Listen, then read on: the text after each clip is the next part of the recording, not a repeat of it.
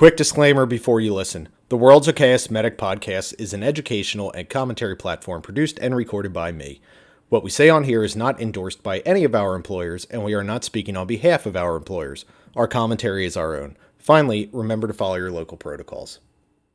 So if we ramble, he makes us sound smart. Anything that goes bad, it'll likely be me, because I of the three of you, I clearly know nothing. We'll edit it all out. So I am here with a very special episode about ventilation. Melody RT, who you all know, and Nick Gioni, who has the Pulled Toilet Instagram handle. The sole owner. Yes. Do you real quick want to give a quick rundown of who you are and your extensive experience? Who am I? I am a 38-year-old second year attending currently in Baltimore. I'll go backwards. I went to fellowship at Washington Hospital Center in DC. I did chief fellow year there. It was like my third year. Before that, I was a internal medicine at Mercy Catholic, which is like right outside of Philly. I did a chief resident year there as well. I went to PCOM in Philly. Grew up in Philly, from Philly. Was trying to make it back there to practice, but sort of made a pit stop here. And then probably by the time this comes out, I will be on my way to a new position at Inova, which is in Virginia, like in Northern Virginia. It's like a big hospital system there. So clinical interests are POCUS, ventilation. My sort of crown jewel at this point is part of the NIH mechanical ventilation course, which is sort of started in the DMV area with a couple programs like University of Maryland and Hospital Center and Walter Reed. That's a part of the summer education block like series that does education for the fellows, like the new fellows, which there was always a mechanical ventilator course that was run initially by a guy named Bert Lee, who's at NIH now, but he went to like Pittsburgh, then he was in Africa for a couple years, but now he's back at NIH, and the course has sort of blossomed into probably like 50 programs ish throughout the country. West Coast, East, the Midwest, all that kind of stuff. And we teach the ventilator to fellows and attendings at this point, through like a very specific structured set of lessons, I guess, was what you would call it. So, I was sort of active on Twitter before Twitter became whatever it's called now. So sort of my exodus from there, I was figuring out like if I'm going to put a footprint somewhere else, where should it be? And I don't know, Instagram seemed like the most stable choice out of all of them. So that's how I'm here essentially now. Excellent. I'll edit this. I just realized my microphone's fucked up. So yeah. Hold on one sec. Sick arm. So Well, right. Mike situated. There we go. Bingo. We're good. All right. So the reason I wanted to have people come on to the podcast today, you people, is because I like to think that I am very aware of my faults as a paramedic. And as a flight paramedic, we do critical care transports. Obviously, we take some really lung sick patients. Right. Yeah, we take a lot of patients who are mechanically ventilated on regular old easy settings. There's really not a worry about lung injury or lung problems. They're intubated for airway protection, like they have a head injury or whatever. Mm-hmm. And so we do transport a fair amount of mechanical ventilation. And I am self-aware that I know through my role a little bit about a whole lot of different topics. And so I know a little bit about mechanical ventilation. I probably know more than most of the bell curve of paramedics. Mm-hmm. But I am self-aware to realize that I don't know all that much. I am not a respiratory therapist. I'm nowhere near a fellow. And I see this when I talk to paramedics, that there is a lot of lack of understanding about ventilation. And the Dunning-Kruger curve is a real thing. And I talk to people and they bring up these things. They want to talk about like APRV and all these fancy modes. And like, you guys, I mentioned assist control and you give me a glazed over look. So I guess to start, and then you guys could take it wherever you want to go. Can you just, for the crowd, spell out the damage that you can do and the gravity of initiating mechanical ventilation on somebody? Because I think that we should approach it with the same caution and thought process that we do with intubating somebody, because you can do a lot of damage. Yeah. Melanie, I will never stop ranting. So I'll Yeah, I'll start soft and then you can take it away. So as someone who's worked in transport, like again, I understand the job and the role, and like I think when it comes to transport, like you guys all are experts when it comes to Band-Aid patching and making things work in extreme situations with very little resources. And I honestly tip my hat. Like the acuity that some of these transports are unbelievable. And but when it comes to ventilation, like a transport isn't just a transport, and those settings bleed for a long time. And even for the trips that you have, if you paralyze your patients when they don't need it, or if you initiate settings that are a little bit off, by the time the patient gets to the hospital, they're already a couple steps behind. By the time the nurses get the patient settled in the bed, they do their head-to-toe assessment, we finally get gases on the patient. It can be hours. So that one transport that you did that, was only 20 minutes ends up being a lot longer for the patient. And that if you approach mechanical ventilation with the same respect that you do some of these other high-risk procedures, then you get a little bit deeper into it and you're going to set your patient up for more success going into the critical care of the ICU for the physicians and the RTs to then move from there and starting from a much better place. But Nick, why don't you take it away? That's incredibly well said, and agree, cosign 1,000,000%. So when we teach the event to the fellows and the and even attendings that are like taking the course now, the first day is sort of this pre-test, and it's nothing that's, and this is, for example, like my first year precepting the course was last year, and my first student, preceptee, I guess whatever you want to call it, was like an attending for 15 years, like in Florida, so it's like very intimidating, me, new, like very green attending, and like telling this person who's been attending for 15 years, longer than I've been a physician, like almost double the amount of time, explain pressure control to me, right? So the way that we approach it is the first day we show a couple waveforms and we say, is this patient being tortured or are they at risk of death, right? So our basis of teaching is based around avoiding death and torture. And, that it seems sort of like ostentatious or hyperbole, but it's really not. And you can very much torture someone on the ventilator that then begets a lot of other issues like delirium and outside of the medical stuff, right? Like microbarotrauma, diaphragmatic injury, like just like the PTSD of like an ICU stay,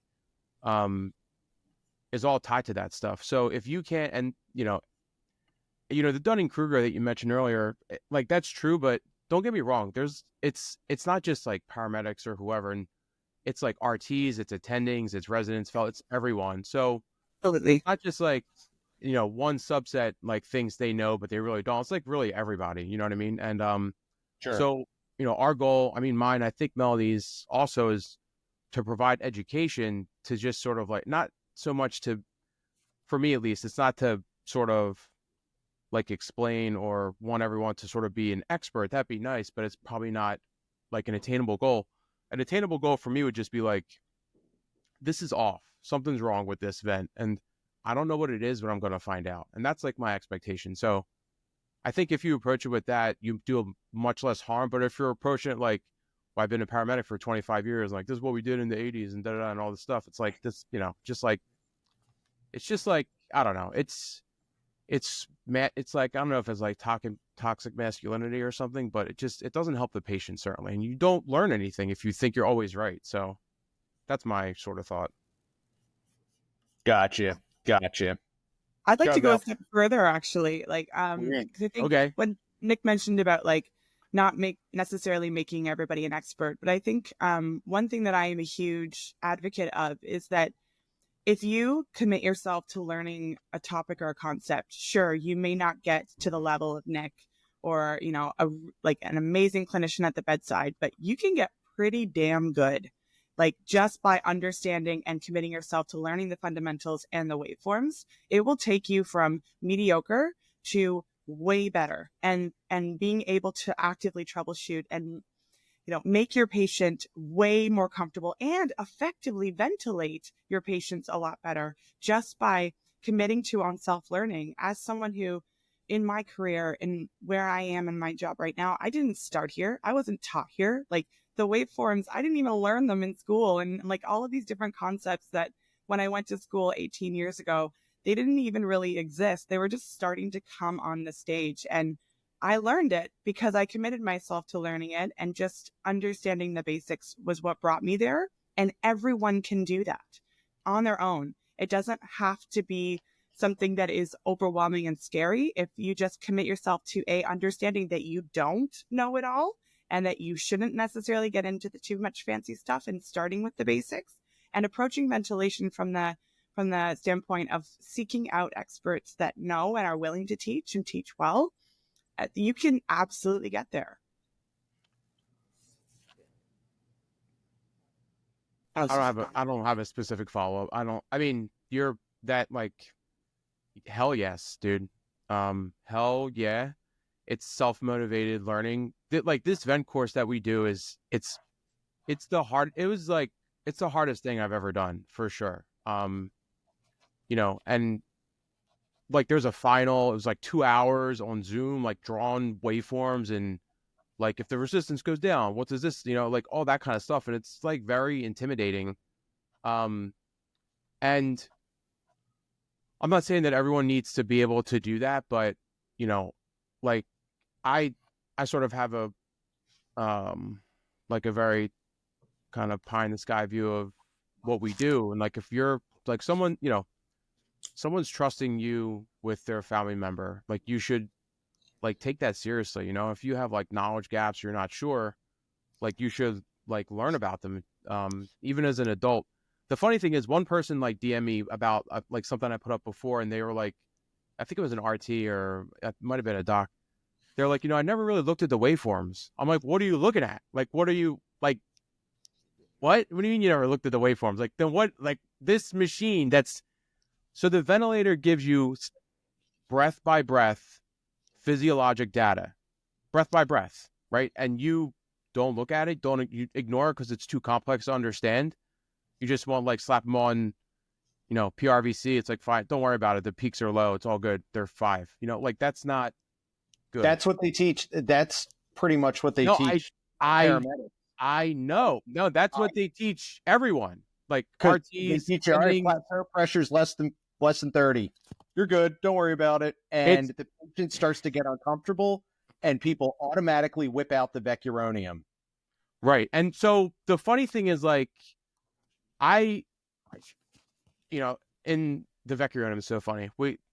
I use a ton of vec in fellowship. We didn't have a Nimbex, but anyway, like you're right. And like, that's, I don't know if it's fine or not, but it's not fine, right? We should be paralyzing people that we don't have to, because there's a slew of issues that come with that. But, you know, at least you're going to sedate them first.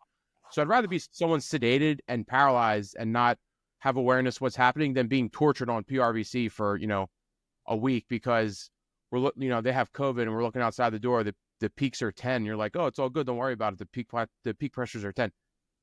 It's taught incorrectly. And it's because I think there's not, you know, I think I said this to Melody before when we talked. For like a fellow, let's say, so I was a fellow June 30th, right? And then I was attending July 1st, right? So I graduated. I go from fellow to attending.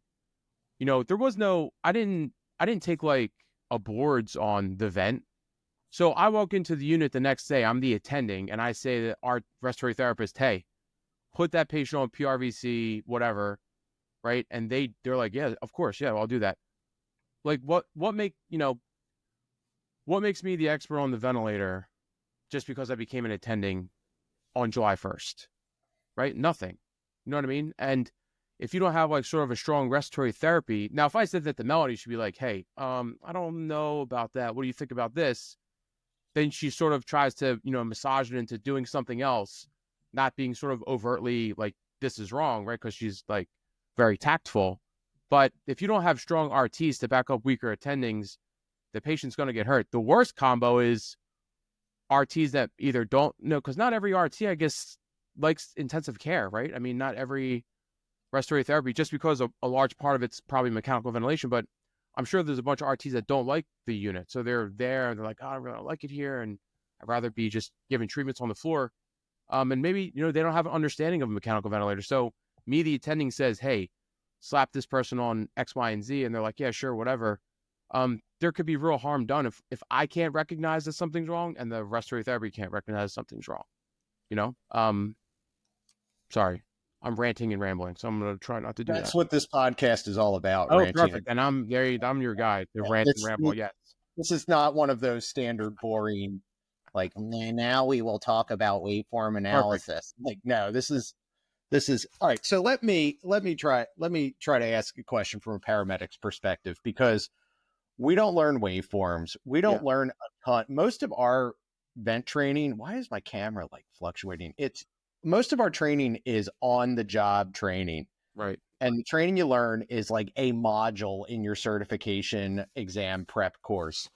So you only learn so much. And then we show up to, let's say, Sending Community Hospital. You may have and this isn't shit talking to any of the providers, but you may have a provider who doesn't know anything about mechanical ventilation. And the respiratory therapist put them exactly on what the ER physician said. We arrive, the patient is clearly being tortured.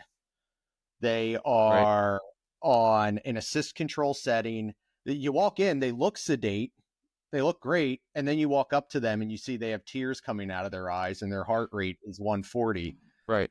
And they're saying, oh, should we give them metoprolol for their heart rate? It's like, I think it's a pain response. Can I say something? So Please. I was watching the thing you did with Melody before when I was on nights last week on the COPD thing, and your boomer medic thing about giving albuterol and causing pulmonary edema. I just want to say that's the dumbest thing I've ever heard. Like, it was so dumb, I almost fell off the chair. So what you're telling me is that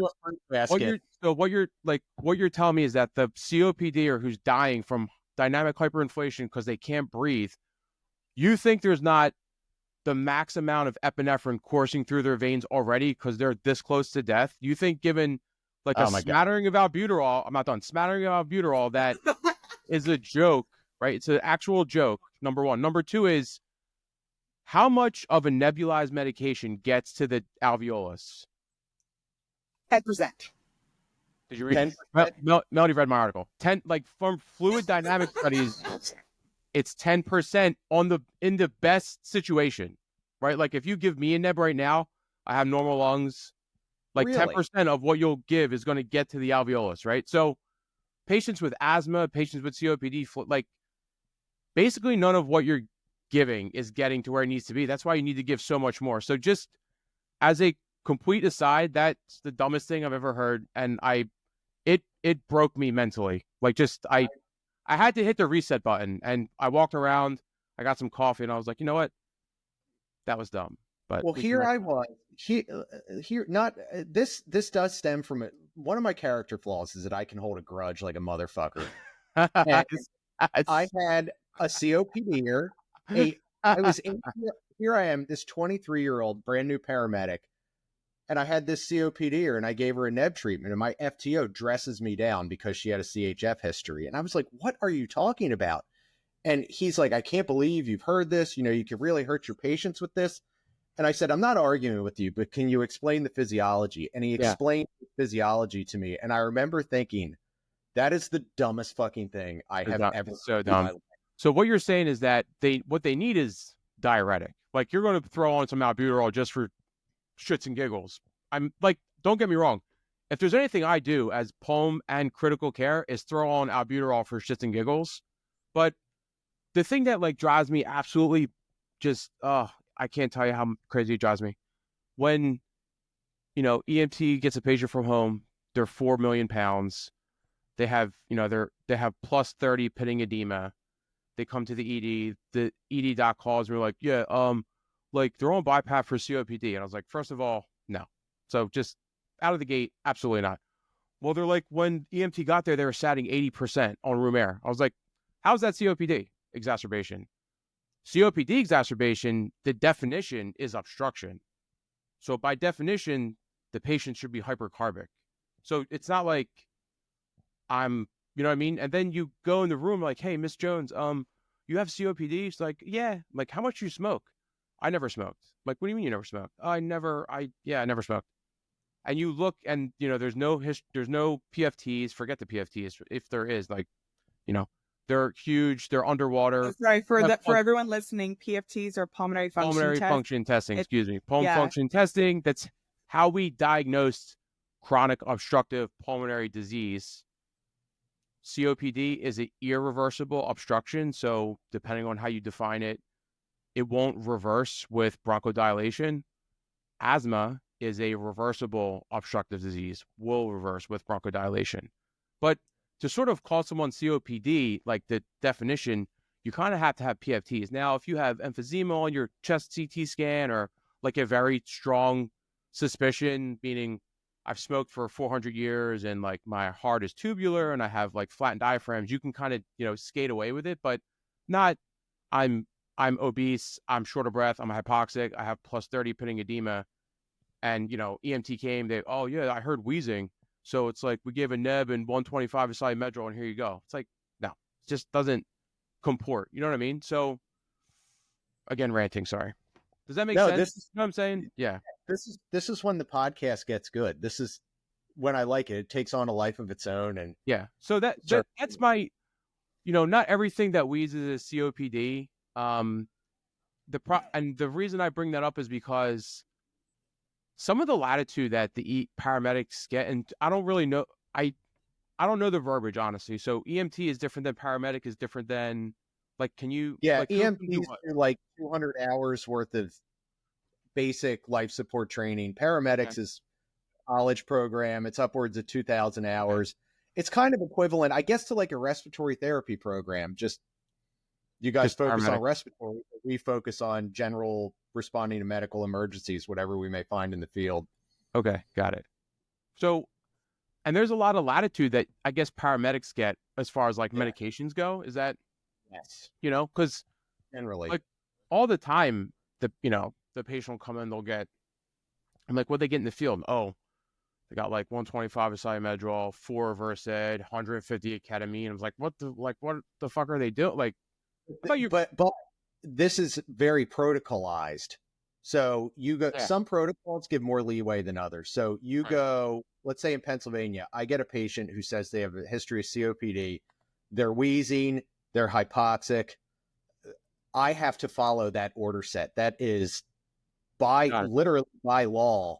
I have to follow the bronchoconstriction protocol, which says duonebs, CPAP if they are severely short of breath, CPAP or BiPAP, solumedrol, magnesium. Right. No, and that's where I think that the paramedic to ED sort of like discussion and partnership is at. But it's just like for me, because I'm like, when talk about like front line, like I'm not really the front line, right? Like I'm in the hospital, I'm in the ICU. Yeah. I was just going to say, the more I learn, the more I interact with specialties. And I heard this a little bit from my dad growing up because he's a retired neurologist. But it seems to be that there's a disconnect sometimes between the ER and the specialties. For sure. No, there is. And there is because I give, even though I sort of rag on the ED a lot in some ways, like I get it 100%, right? Someone comes in short of breath, you put them on CPAP or BiPAP, like that's going to help mostly anything. Like, right? If they're COPD, if they're asthma, if it's heart failure, whatever it is, it's going to help it. The problem that I have is we stop at, I heard wheezing, they're on BiPAP, it must be COPD. Because then some jabroni like me comes down, and I'm like, did you ever smoke before? They're like, no. I'm like, well, how, like, what? Like, what do you mean, no? You know what I mean? So it's very, like, I get the heuristics that a lot of things are coming at you fast and you just have to sort of, put it into the mental model. But like once you sort of stabilize, like then someone like me is going to come down and be like, what's the actual, like what actually happened? Well, a great case to bring that up is I talked about this on the COPD episode that led to Melody coming on and Poor Melody, I had to hear the dumbest thing that she's ever heard, that albuterol causes pulmonary. Look at it's just she just I've been in transport working with paramedics for years. She's so nice that she won't say that it's the dumbest thing she's ever heard, but I am much less nice. It is the dumbest I love dumbest thing I've ever heard. You're speaking my love language. So I had this woman, she looks like shit. She's got a pulse ox in the 60s. She's gasping. She's wheezy, but she also sounded like a toilet flushing when I listened to her lungs. And I delivered her to the ED. I CPAP'd her, followed the protocols, duoneb, CPAP, gave her mag. I said, I don't know what the hell's going on with her, but I followed the protocol. She's better. And the doctor was like, good. He's like, you opened her up. She seems much better. We'll figure out what's going on from here. Mm-hmm. So that's kind of our role where we are. Yeah, no, I get that. And that's, that should probably be where it stops, I guess. I guess my point is, if there's an actual pearl I want to impart is, I read like the EMS reports when I don't know what the fuck's happening. Like I can curse, right? Can I curse on this thing? Yes. Okay, great. So when I don't know what's happening, because the ED is telling me some like gibberish and the residents, like, they're just all not making any sense, I usually go back to the EMS report, because that can have like particularly very useful information in it. Certainly if there's like a very big discrepancy in like the vital signs or something, like, oh, we found the patient, they were down, if they find the patient down and their pulse ox is 80 and they put them on non-rebreather and it's like 85, like that's valuable information for me later on down the line when I'm starting to work things up and I don't know what's happening, right? So I would just say, if like, and I get, we're all under the gun with like recording and documentation, but it's important to know sort of like how you find them, because that, when it's not something clear, that stuff can be very helpful. Because by the time they get to me, they might be intubated, sedated, gorked from, the 4 midazolam you gave them on the way because they like twitched one time and you thought they're having a seizure type deal. So, it's hard. Like you talk about history is the most important piece, like 90, 50% of the time I can't get a good history out of the gate. When I train paramedics, I tell them that is one of my massive pet peeves is people walk in, somebody's gasping, they're severely short of breath, they're circling the drain hypoxic, and they deliver them to the ER better. And then the history is, oh, I didn't know the patient couldn't tell us anything. Yeah. You can stay on scene for 5 minutes talking to the family, getting a med list. Exactly. And yes, the patient may be gasping short of breath, but once you start to correct them, you may not get an extensive history, right? But you can get bits and pieces, right, that would be useful to convey to the hospital. Right. And that stuff, that stuff helps a lot. For me, at least, I look at the reports. I don't look at everyone, but I try to look at them when I'm not sure what's happening, because sometimes it's like useful information. Oh, mom reported that patient been feeling not that great for, 6 months or 2 days or something different, so it can be super helpful. What do you think, Melody? That was big rant. No, I love it, because I think, again, when I practice as an RT, I kind of float between these two worlds. So I am in the ER, like often in the hospital, like I have extensive medical directives, and at my hospital, I receive patients and treat before a physician is anywhere near that patient. And so a lot of the times, like I kind of float between the worlds of the specialists and the emerge in the moment, like ER, when you can just treat the emerge. And try. I know you always rag on me for this, but like so. And all this to say, then, a couple hours later, I'm up in ICU adjusting vent settings with the intensivist and the respirologist and all of the other specialties that are with that patient. So I think like I see both sides, and I see all the frustrations. And it's funny because I often am in ICU advocating for the paramedic or the emerge, saying, this is the information they had at the time. So they did this, and this, which was reasonable. And yes, they didn't know 100% what was going on, but they did the most likely thing in order to treat. And I think like that's often, like even on our last podcast, what we talked about, sometimes like if there's no harm in trying something, try it and see if it works. So when you have a patient that you're not really sure what's going to work for them, absolutely give the nab. It's not going to hurt and it's not going to cause any flash pulmonary edema. Just do it because it might take something off. Look at the response. Is there a positive response? Yay. I can't even tell you guys how many times I have given a Ventilator treatment to a patient that had no sounds in their chest because my spidey senses were saying, I think they're so tight, we're not hearing anything. And wow, I gave a treatment and it helped. And then I knew which pathway I was going down. And I think like you might not have all the tests, you might not have all the things, but you can use your assessment of your patient and your response to treatment as a really good barometric test to see if you're going in the right direction. Excellent. Let me ask a question not related to this rant, because you brought up that even in normal law, this has sparked my interest. I wrote it down. Even because they don't teach you this in paramedic training, that even in normal lungs, only 10% of a nebulized medication gets to the alveoli. Fluid dynamic studies, one specifically, when you talk about how much gets to where it needs to go, about 10% gets to where it needs to go in the distal alveolus, right? How in some tight ass COPD is a neb treatment going to be of any benefit? So I'll ping pong it back to you. Why would you think an irreversible obstruction would have a benefit? Because that's what they train us to do. I'm sort of being purposely facetious, but no, so pure emphysema, let's say, right? Okay. The pink puffer, as it were, from Netter. You can give them all the albuterol you want. It's not going to do a fucking thing. Just sorry. It's just not, right? Because it's irreversible obstruction. So when they breathe and they're all pursed lipped, like, Melody brought up, I think during that thing, it was close to when you said the albuterol thing. So my brain was broken, but they're generating PEEP to keep their lungs, to keep their large and sort of medium-sized airways open because they've destroyed the elastic properties, right? The blue bloater, a subset of those patients have reactive airway disease. So they might benefit from that. Now, there's specific criteria to call someone COPD asthma overlap that's sort of like really involved, and I don't really get caught up in it. But if I have a patient who has COPD and they have a positive bronchodilator test, then they have both, right? They have COPD that is reversible, so they have COPD overlap syndrome, and there's other sort of criteria in it, but I won't sort of litigate that here. Okay.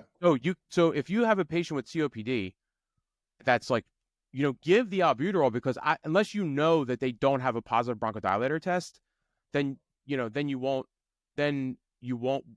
give it if they don't, right? Or whatever. But like Melody said, albuterol is like so sort of benign. Like, what's the difference? To answer your question, the way that you would do that is do more, right? So when I asked the residents, like, how much, when I was like, give the albuterol treatment, how much is that? Like, how much, when Melody squeezes out that little ampule, how much albuterol is in that little squirt? How much is in there? 3 mLs. So how much albuterol though? Like the milligrams? 2.5. 2.5. So 99% of the people in the hospital, besides respiratory therapists and maybe ED, don't understand how much is it? Is 2.5. When Melody has Ventolin, she's pressed a little puffer. One actuation is how many micrograms? We don't carry the MDI, so I don't know. So it's 90, right? Okay. It's 90. So we say take 2 puffs every 4 to 6 hours for shortness of breath, whatever, right? So that's 180 micrograms. What's 10% of 2.5 milligrams? 250. 250 micrograms, right? So if you look at the data, there is no difference between giving an MDI and a nebulizer as far as like With good technique. With good I'm technique. sorry. With good I'm technique. sorry. With good I have to technique. jump in here because I'm With gonna good get, technique. I'm Either gonna so get like on my a rant soapbox. spacer, right? So there's a huge technique issue.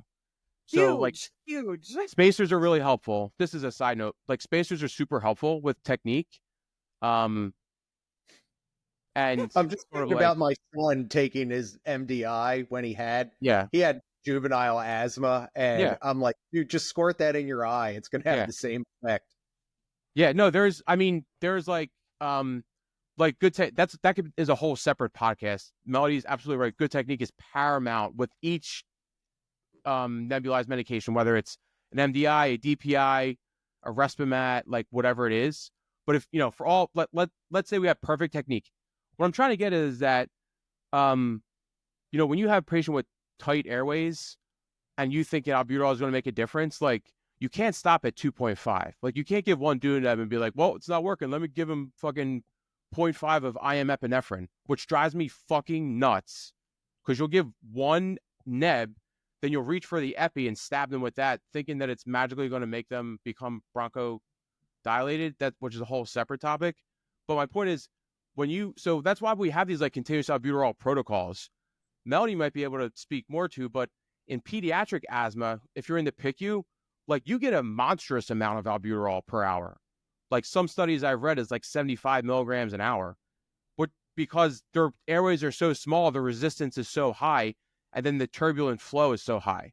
So most of this albuterol just gets deposited in the large and small airways. It doesn't make it down to the alveolus. So just because you gave a neb, like you're like, oh yeah, great, I'll go back to the call room. It's like it's not how it works. So cool. Like to the TLDR of this is that your protocol might max you out at 3 back-to-back treatments at X number of milligrams of Ventolin, but realistically speaking, they probably got 10% of that. So, if you squeaked a couple more and follow your protocols, but giving more realistically is what's needed because they didn't actually get the dose that you think you gave. And like even with nebs, like exhalation is going to waste half of it anyways, and then it's not going to travel down the airway what you actually breathe in. So all of those things. Is that why it appears to me that Terbutaline works pretty well? Because during COVID, we weren't allowed to give nebs because they said it was a danger with transmitted whatever. So the first time I had this really bad, I don't know, asthma, COPD or whatever, wheezing patient, I was like, oh, no neb, this patient's fucked. I got to give him Terbutaline based on the protocol. And I was like, holy crap, that worked really, really well. Is that because the beta-2 agonist is getting distributed to the body better than it would through nebulization, or? That's the thought. And okay. The one thing I meant to look up before I came and I didn't was, I don't know if there's like RCT data to support Terbutaline in kids. Like I know that it's done, but I don't know if there's like an actual study. I know in adults there isn't. There's just, so if you want to be all, like the Jesus of evidence-based medicine, like that's fine. But when you start doing some wild shit, don't say that like you're EBM, because you're not. So if you're going to make shit up, just be like, listen, I don't know what's happening. Patient's dying. Could they have anaphylaxis? Whatever. You're going to give some epi, go for it. But don't like then in the next breath, pontificate to me about X, Y, and Z because it's evidence-based. Like you just, there's levels of evidence that we understand that may or may not be there. And this won't be like an RCT done study. And like, I get that, but it's very important to know to like always sort of question what you see done at every level, paramedic, RT, intern, resident, fellow, even me now, right? Like it's important to question what's happening and why so-and-so is doing it. Yeah. Yeah, people like to say evidence-based medicine, and they think because it's in PubMed, therefore it is evidence-based medicine, but not necessarily the case. No, There are a million medical scientific biology and medical journal articles published a year. Oh, yeah, it's right. It's exploded recently. You cannot say that the quality of all of them is good. Exactly. Is going to be good. Agree. Melody? So, what? Do you want me to still weigh in on this, or I was going to redirect us back to vents? All right, yeah. No, I don't know. what do you, the terbutaline thing, like where I know in kids that is the move, but like do you know the basis we behind don't it? use terbutaline in Canada. We don't use it. In kids, you It, don't anymore? honestly, I haven't truly worked in a PIC in a long time, but even all of the kids that I've treated, we usually stay with Ventolin and Atrovent in Canada as Interesting. our Okay. rescue.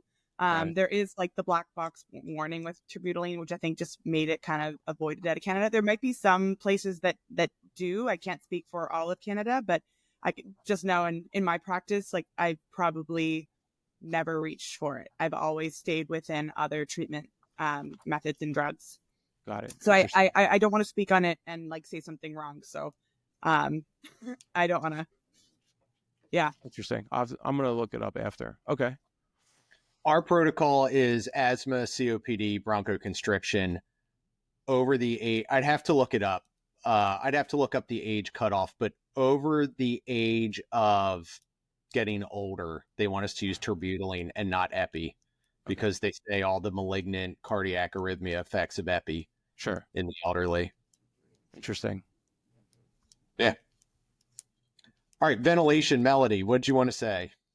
Not much. I was just thinking we could circle back because Yeah. this is always fun to rant on. And I feel like we could, again, the technique thing, I could totally jump on because I do have to say when it comes to like puffers or NEBs versus MDIs, like I do have some opinions that probably are not EBM because I don't agree with the studies because it's all done with really good technique. But anyways, that's Agree. a whole neither here nor there. But going back to ventilation, I think like the idea of like walking before you run, it's something that I brought up in my very first podcast with Crunch, like way back, I guess like January of last year. And I think it's something that's worth repeating. And like Nick brought up, and I think Mike, you brought up as well, like APRV and some of these fun modes and all of this stuff. Let me say Nick's message, because I wanted to get this right, because it resonated with me, because we brought up this whole, we were discussing what to talk about, and I wrote, I like your walk before you run, or crawl before you walk, how I put it, which the way you say it is better. And Nick wrote, perfect. That's sort of my whole philosophy.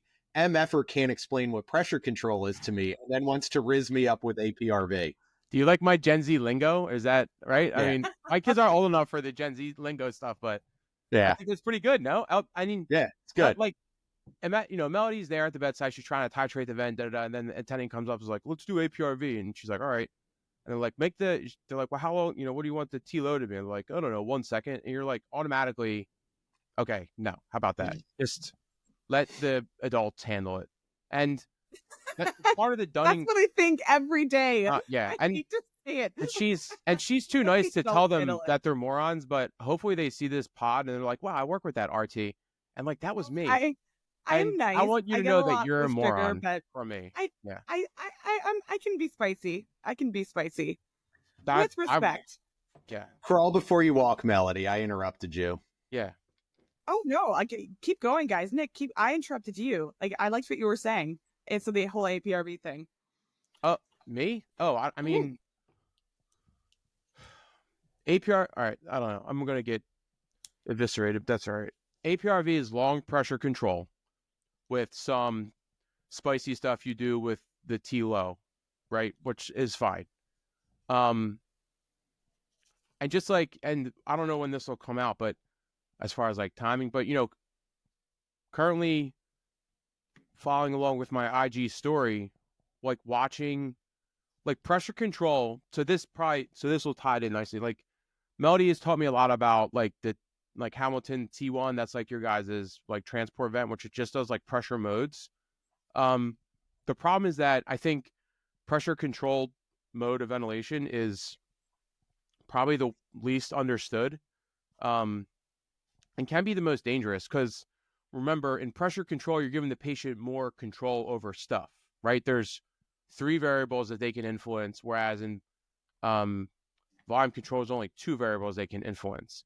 So if you're sort of like, if you don't know what you're looking at, it can be particularly dangerous to use pressure control. And my general feel, and this is from every level, like ICU, floor, like floors, ED, whatever, is that pressure control is the least understood mode of ventilation. So it's interesting that the Hamilton like the T1 stuff is mostly pressure control. And that's because they can write these cool algorithms that do all this stuff. So they takes the resistance and multiplies the compliance, and then it goes up on the pressure and da da da. But if you can't like look at that, so I generally hate giving the machine more freedom, right? I don't want the machine to be thinking. I want to do the thinking. So I don't want PRVC to fuck around with the peak pressure and make it 4 and go up and go down. Just do what the fuck I say, and then I'll figure it out, right? Like that's my general approach, especially with sick people, right? Like we need to take independence away because that could lead to harm. And that, I don't know, I don't want to be sort of like a hard line. I'm not this much of a hard ass, but I think it's important to get the point across that you're abdicating you're giving up freedom to machines to then plug into their algorithms. And if you can't recognize it's hurting the patient, then that's a problem. How do you recognize it's hurting the patient for the podcast listeners if what you're doing? Following Melody RT on Instagram. Yes. And Palm Toilet, both of us. No, but I mean, seriously, it's no, a valid question. Let's say a flight crew tubes somebody who's posturing, has a head injury. They initiate mechanical ventilation. We're trained, plateau pressure, it's under 30. Oh, we're good to go. Yeah. Pulse ox is good, end title's good. So yeah, those are all great encouraging parameters, but what are some things we can do to avoid hurting the patient, and how can we monitor to see if we're hurting them? Melody, what do you think? Yeah, Because this is closer to your world. Like I'm not really, you know what I mean? Like I don't know if I have any great tips. I think it would be the same thing for you, Nick, if you were talking with a newer physician that didn't know vents, and like how to teach them like where to start with like the, trying to cause the least harm, which is often how I approach teaching ventilation. That like I try to really drive home the fact that ventilation is trauma that we can essentially apply to the lungs. So our job as clinicians is to decrease that trauma as best we can. So like one thing that I always coach is like staying when you're first initiating ventilation and you're seeing how your patient is doing on it. Like we need to ensure that we're not banging the shit out of the lung off the hop. Like start on the lower side of your respiratory rates. And I'm not saying start at 10, but like think of a demographic norm, like stay in your demographic norm and then toggle from there. So like if you know that the normal respiratory rate for an adult is 12 to 20, think about whether your patient was acidotic before. You might start on the higher end of normal, not 22, 24, 26, and then start to get in the world of asynchrony. And like if you start a little bit lower, then the patient has the ability in those control modes to take another breath.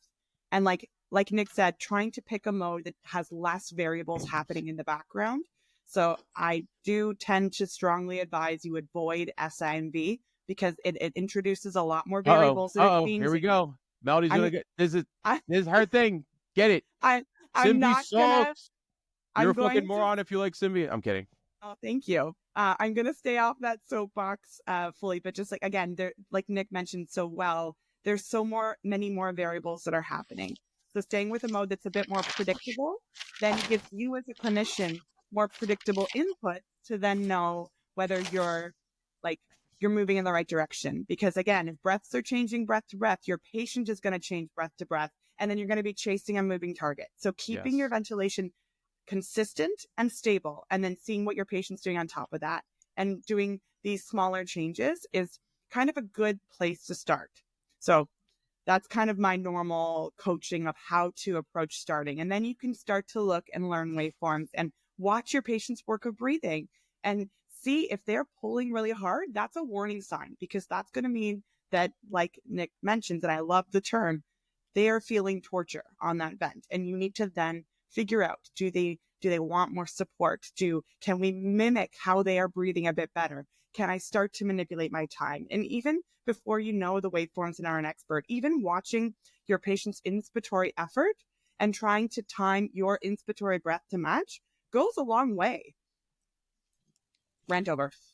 I also, to tie in what you're saying, little changes and be consistent. I see pre-hospitally, and I also see in the ER when I go to pick up patients that people want instant gratification. 100%. Yep. So they start making all of these vent changes. I had a follower send me a DM yesterday, and she said that she had a case where she's an EMT. So paramedics tubed this guy with a head injury, and end tidal was initially 70. And she said they started hyperventilating him with the BVM. And I said, I probably would have just normally ventilated him and gradually watched the end tidal creep down. But I have seen people they say, oh my God, the end tidal's 80. So they then change the rate up to 30, or they start making these wild changes, and then nothing changes in 30 to 60 seconds. So then they start making more changes. Yeah. And it's just, you guys are just like now, like taking a gun and just bam, bam, bam, bam, bam, bam, bam. You're not doing anything. You're hurting the patient. Sorry, Nick, can I jump in there as well? Please. Okay. That's a huge thing that we can like dive into a bit more and kind of pick apart, because I think like I see this all the time. Because again, like my job now full time is training critical care paramedics in ventilation and trying to do it in a very accelerated way and make them, I think, pretty damn good. Shout out to my people. They are really like pretty good at fundamentally navigating a lot of these difficult pathologies. But like a lot of the things that I see as like the downside is that instant gratification, that they're trying to make decisions of like, oh, they want to be protective to the lungs. They want to like ensure their volumes are X because they have this pathology, and they're trying to like chase these values, and they're dropping their pressures, which is changing their volume, which is changing the compliance reading they're getting, and I'm like, whoa, slow down. And I always teach people like the 3 fundamental pillars of ventilation. When they make any change, exit out of any monitoring screen, and you are looking for safe volumes, safe pressures, and safe time to exhale. And every single change you make, ground yourself in those 3 things, no matter what. Because if you're changing the volume you deliver, you're changing the time constant, meaning changing emptying time. So even if you don't think you changed that because you didn't touch respiratory rate, if you train your brain as you're getting new to go back and assess safe volume, safe pressures, safe time to exhale, and really safe time to exhale is the one you really got to make sure, and do micro changes, then you're going to be making better informed decisions, because every change you make is going to potentially change your plateau, your driving, the volumes you're getting, depending on the mode you're in. And you have to be very, very aware of the bleed of all of these things and how it affects. So like low and slow micro changes. And one other thing before I hand it over, and then I'll shut up for a bit. Don't forget the physiology of this, like trying to blow off CO2 and you're breathing like a maniac. And I'm opening my hand, like for those that are listening to the podcast, like you're bagging a patient super fast because you're trying to blow off their CO2. Don't forget that you're probably only moving dead space. You're taking these small volumes. The faster you go, like you're probably doing smaller breaths, meaning you're not effectively ventilating. That if you were to go slower and larger, but safely, more of that breath is going to get down to the alveoli. Your alveolar ventilation will be better. It is much better to ventilate someone a little bit slower and a little bit bigger if you can do it safely, and it's also more comfortable for your patient, than to do these micro breaths at a rate of 28 with volumes of 200 mils. And I will shut up now. No, we agree on so much that it's like, there's nothing else to say. The last thing I'll say, because I have to hop off. Yeah, we're approaching hours. This is perfect. Yeah, place to wind down. You know, the way we teach the vent, we start with what are their goals. So, which are very similar to Melody. So, we teach our learners what are the goals of ventilation, the goals of oxygenation. The goals of ventilation are pH of around 7.2, sort of like this permissive hypercapnia thing in certain situations. Neuro stuff you can't really do that with, and right heart disease you kind of can't do it with. But you know, I never pay attention to the CO2. Like very rarely do I normalize the CO2. I actually never do. The only time I do that is in outpatient pulmonary world, where I'm slowly lowering the CO2 over time using non-invasive at night in like a COPD patient or OHS. But the CO2 takes very much a back seat in a lot of ways. Plateau pressure less than 30, no to minimal auto PEEP. And those are like almost the same as what Melody said, as what she teaches. And then the goals of oxygenation, which are avoid toxic FiO2. Generally, we think more than 60% of FiO2 is toxic. Adequate delivery of oxygen, and then targeting a SAC goal of 88 to 92. That's a huge moving target depending on the patient you have in front of you. So I use those goals to guide how I set the ventilator all the time. And so getting to your point, the PCO2 is 70, so I'm bagging the shit out of them. And then like now their pressure dropped, then we disconnected, and then now it's high and their pH is low. Too many changes, you can't see like what's happened. And oftentimes you're just reacting to numbers and not to physiology. And that's probably the worst thing you can do. Because the numbers aren't red anymore in the chart. So the PCO2 number is now 45, and that's went from red to regular color. But what you've done is not better, right? So like trying to avoid, there's a wide range of normal, especially if people have chronic medical conditions. So you really need to like recalibrate your thinking in a lot of ways. Perfect. That is beautifully stated. Thank you so much, sir. Yes. All right. Well, I think this is a good place to stop. This was great. I loved this. We can rant whenever you want. So this was awesome. This is exactly what the podcast is about. And I feel like Nick brings out my anger a bit more because I want to rant with them. I just want to like jump on and rant with them. It's true Philadelphia area people. Yeah. And a really polite Canadian. Exactly. I know. That's what you get, right? Jesus. So, yeah. All right. Well, very good. Thank you guys, appreciate it. Thank you so much, Melanie. As always, a pleasure. Hold on one sec.